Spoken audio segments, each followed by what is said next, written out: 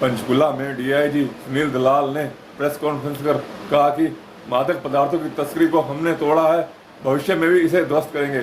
इस मौके पर उनके साथ पंचकुला डीसीपी सृष्टि गुप्ता व अन्य पुलिस अधिकारी भी उपस्थित रहे। पंचकुला से विशाल मोहता की रिपोर्ट। ये जो है हरियाणा सरकार की जो है एक मुहिम है कि हमारा जो है हरियाणा के अंदर जो आजकल का यूथ है वो ड्रग्स के नशे के अंदर ना जाए और नशा हमारे यहाँ हरियाणा की बाउंड्री के अंदर ना आए। इसलिए जो है हरियाणा सरकार ने इसमें हमारा नारकोटिक कंट्रोल ब्यूरो को भी बनाया है, जो कि एक अच्छा काम कर रही है। और अभी तक नारकोटिक कंट्रोल ब्यूरो ने लगभग 3,500 अपराधियों को जो इसके अंदर नारकोटिक्स सब्सटेंस को जो सप्लाई करते हैं या जो कंज्यूम करते हैं उनको पकड़ा है।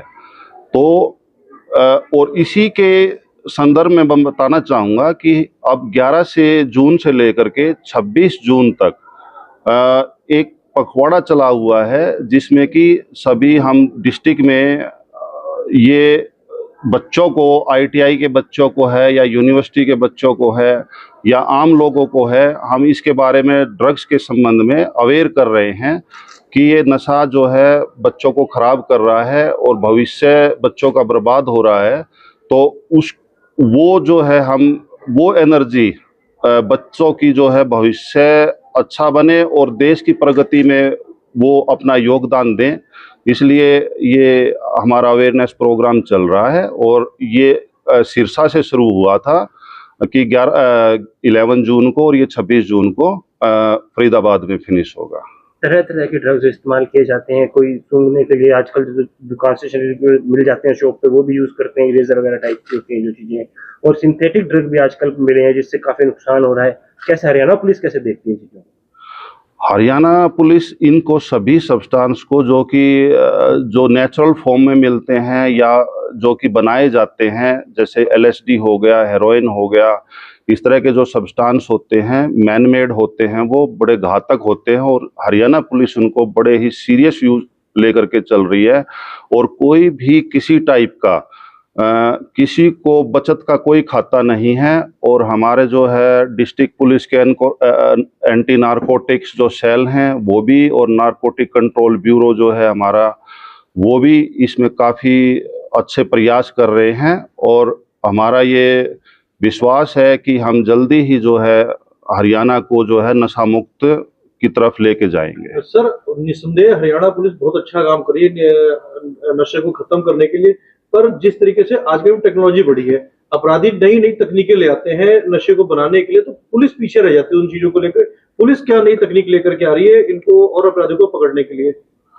देखिए, इसके अंदर जो है अब जो क्राइम है निसंदेह उसका पैटर्न बदल रहा है और जो है नई तकनीक ले रहे हैं जो अपराधी लोग हैं। लेकिन हमारा जो डिपार्टमेंट भी है वो भी इस दिशा में प्रगति कर रहा है। और हम जो है इसके अंदर जो अपराधियों को पकड़ने के लिए है नेट ग्रिड है हमारा, और हम साइबर सेल का या और आधुनिक अत्याधुनिक जो हमारे पास जो तकनीक है हम उनका उपयोग करने जा रहे हैं। और आगे और भी ज़्यादा जो फोरेंसिक है, इससे रिलेटेड जो भी क्राइम्स को हम कंट्रोल करने के लिए जो हमारे उपयोग में आएंगी चीज़ें, उनको हम जरूर उपयोग करें। सर, एक आजकल नशा चल रहा है स्लोशन का, वो ज्यादातर जो कबाड़ी लोग है करते हो, ज्यादातर उनके हाथ में एक कपड़ा होता है, उससे 2 मिनट बाद वो सूंघ लेते, तो उसके लिए क्या कदम रहेंगे?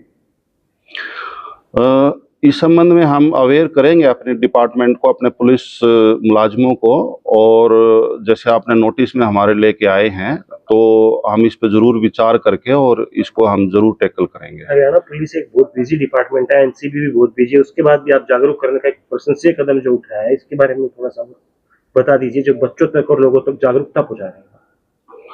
ये तो एक जो है इस तरह का, क्योंकि कई बार क्या होता है कि बच्चा और जो है वो उसमें इन्वॉल्व होने से बचाने के लिए, ताकि वो उसके अंदर इन्वॉल्व ना हो और क्राइम जो है कंजम्पशन है नारकोटिक सब्सटेंस का ना बढ़े, और उनके क्या अवगुण हैं, क्या मतलब उनकी लत पड़ने पर मतलब कितना घातक हो सकते हैं, ताकि हम उसका पहले उसमें जाने से पहले ही हम उसको अवेयर करें बच्चों को, ताकि वो उसमें घुसे ही ना। तो इसलिए हमारा जो है ये कार्यक्रम है और ये हरियाणा सरकार की दिशा निर्देशों अनुसार ही जो है हमारा ये डिपार्टमेंट जो है नारकोटिक्स ये अभियान चलाए हुए ताकि सबको मैक्सिमम लोगों को इसके बारे में अवेयर किया जाए कि कितना नुकसानदायक है। अक्सर देखा जाता है कि जो छोटी झुग्गियों में या कॉलोनियों में नशा बिकता है, तो वहां पर जागरूकता के लिए क्या कदम उठाए जा रहे हैं?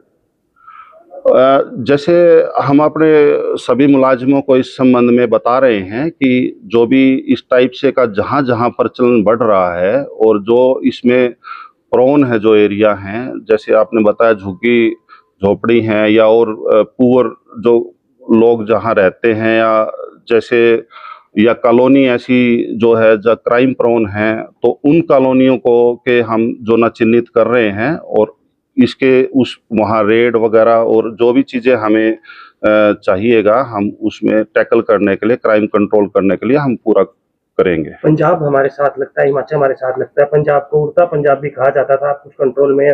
बीच में हरियाणा को भी उड़ता हरियाणा कहने लग गए थे, लेकिन हरियाणा पुलिस और एनसीबी के कारण कुछ कमी आई है। तो जो बॉर्डर एरिया होने के कारण कैसे एनसीबी इसको कवर करेगी, कैसे रोक पाएंगे इन तस्करों को? देखिए, इसमें हरियाणा सरकार का पूर्णतः इसके अंदर जो है हमारे को जैसे नारकोटिक कंट्रोल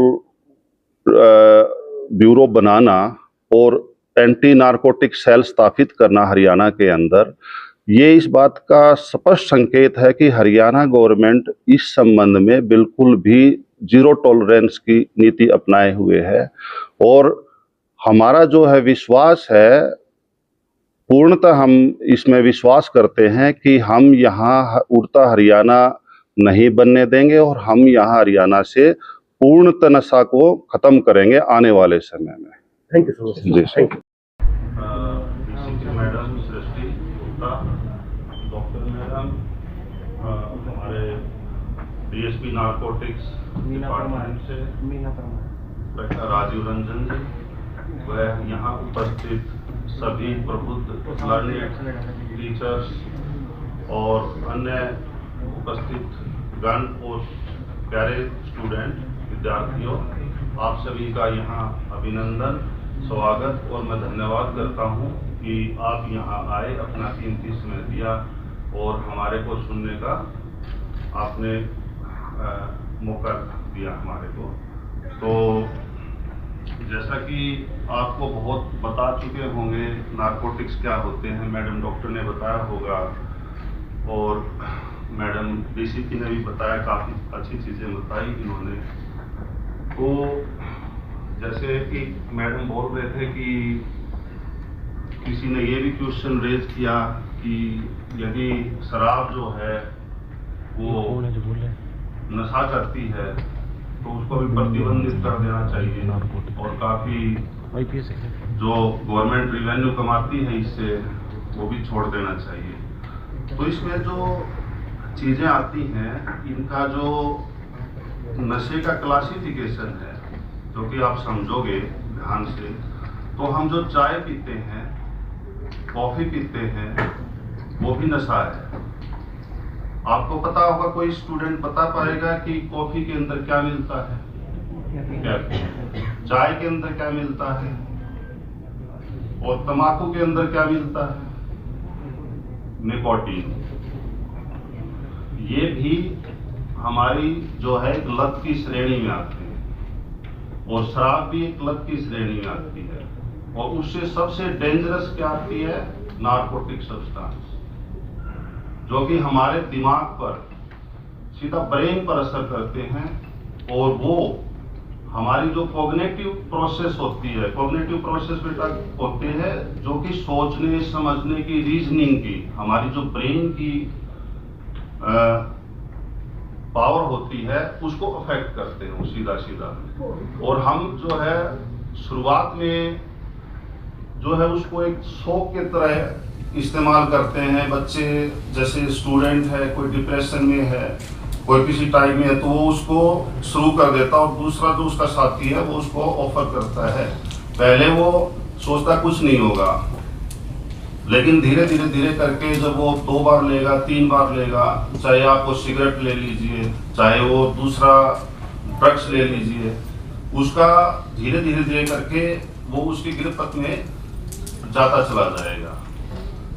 तो इसमें जो है ना शेर मैं बताऊंगा जो है अब्दुल हमीद का, जो हम शौक में जो है ना जब चलते हैं उसको लेते हैं, हम शौक में ही लेते हैं शुरुआत में, और फिर हम उसमें बर्बाद हो जाते हैं। तो अब्दुल हमीद का एक शेर है इसके अंदर कि सिर्फ एक कदम उठा था गलत, सिर्फ एक कदम उठा था गलत राहे शौक में, और फिर मंजिल ता उम्र मुझे ढूंढती रह गई।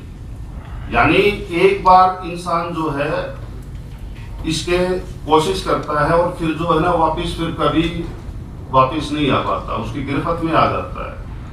तो जो क्लासिफिकेशन है हमारा, जो इन चीज़ों का, जैसे दारू को क्यों प्रतिबंधित नहीं किया, क्योंकि उसको मानते हैं कि वो ज़्यादा इतना लत नहीं होती, वो फ्रेंडली ड्रिंक भी हो जाती है कई बार पार्टी में, शादियों में या और होता है। और हम चाय कॉफ़ी तो अक्सर पीते हैं, लेते ही हैं, लेकिन कई बार आपने देखा होगा कि कुछ लोग जो है कॉफ़ी का ऐसा आदत पड़ जाती है, यदि कॉफ़ी नहीं मिलती तो उसको तलब लगती है उस चीज़ की।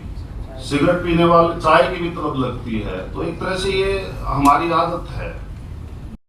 शायद आप में से तो कोई नशा नहीं करता होगा। नशा किस किस प्रकार का है, या कौन सा नशा आपके आसपास है जिसका सेवन होता है, कि आप लोगों को पता है? बताओ भाई, कौन सा? हाँ जी, बैठे बैठे बता सकते हैं। सॉलिड फॉर्म में होते हैं, गैस फॉर्म में होते हैं, लिक्विड में होते हैं। लिक्विड में हम जानते हैं इसकी ड्रग्स होते हैं, एक्सट्रैक्ट्स होते हैं, उन्हें पाउडर की फॉर्म में बनाया जाता है। भाई मेरे को ये बताओ कि आपके आसपास आपको कॉमनली क्या क्या दिखता है? नॉर्मल तो सिगरेट्स, बीड़ी, नॉर्मली काफी टाइम से मार्केट में आ चुका है। अच्छा जी, और इजीली अवेलेबल ये है। तो बहुत देर से, ये तो हमारे मतलब जब ग्रैंडफादर, मेरे दादा परदादा, उनके समय से है। बट उनके समय हम इतनी ज़्यादा ड्रग एडिक्शन को लेकर सेशंस या फिर अवेयरनेस प्रोग्राम्स नहीं देखते थे, या इतना ज़्यादा चिंता का विषय नहीं था, इतने लोग अपनी जान नहीं खो रहे थे नशे की वजह से। तो अभी ऐसे कौन से नशे हैं जिसको लेकर मतलब सोसाइटी, गवर्नमेंट, अथॉरिटीज इतना ज़्यादा चिंतित हैं ये बारे में? ऐसे कौन से नशे हैं? ऐसे तो नॉर्मली जो क्लिप्स आती हैं स्टूडेंट्स जो हाँ जी, क्लिप्स हो गई, कूल लिप्स, यस क्योंकि हम मार्केट में बहुत इजीली अवेलेबल है, उसकी एडिशन बहुत ज़्यादा हाई लेवल में। एग्जैक्टली। देखिए, जो आप में से, आप प्लीज बैठ जाओ, थैंक यू। जो आप में से बड़े बच्चे हैं, आई थिंक आप सभी जो सामने बैठे हुए हैं टीवी के नीचे, आप ITI के हैं?